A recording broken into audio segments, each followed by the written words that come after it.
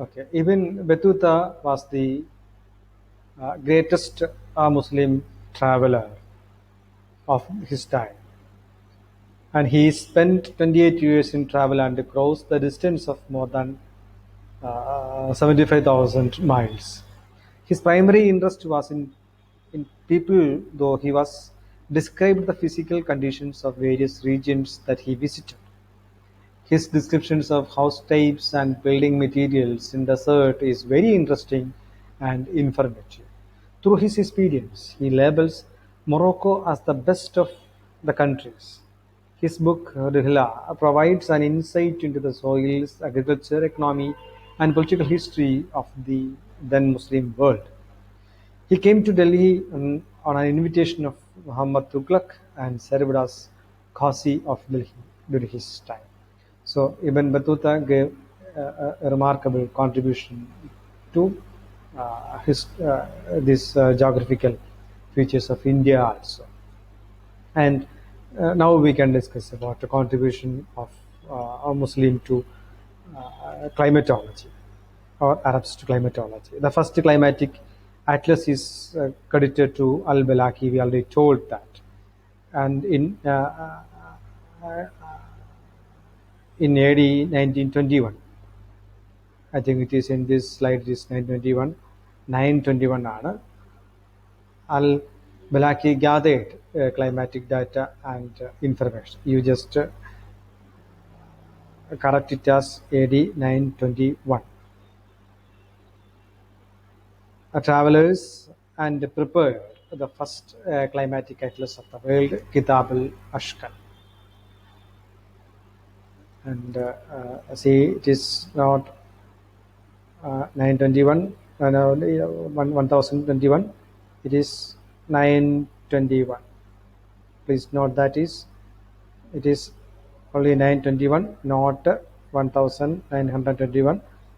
It was 921. Okay. Al-Masudis described Indian monsoons and another contribution to this field, and Al-Maqdisi divided the world into 14 climatic regions, and he presented the idea that the southern hemisphere was the most open ocean and most of the world's land area was in the northern hemisphere. There's another contribution to climatology. And Ibn Khaldun and Al-Biruni, Al-Masudi described the influence of climatic on vegetation and lifestyle of the people.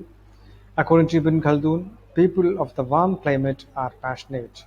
He also said that Negroes are black because they live in warm climate.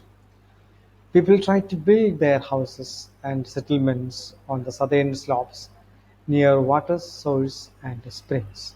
So this climatology and these climatic regions and the divisions of the climatic regions and the influences of geographical locations and the climate on this livelihood of these people, also the contribution of Arabs to climatology. Now we can discuss about their contribution to geomorphology by the Arabs. And Al-Biruni, in his Kitab al-Hind, opinion that the stones became round because they had fallen along torrential mountain streams. He also discovered that alluvial soils became finer in texture farther away from mountains.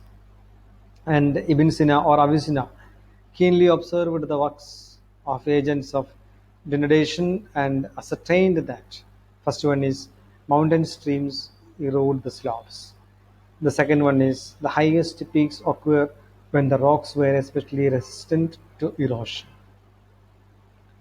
And the third one is mountains are immediately exposed to the process of wearing down as soon as they rise up. And another field is the oceanography. The Arabs provided that the tides are caused due to the gravitational pull of the sun and the sun and the moon. We already discussed that. And Al-Masudi observed variation in the color of the ocean water and attributed to the variation in the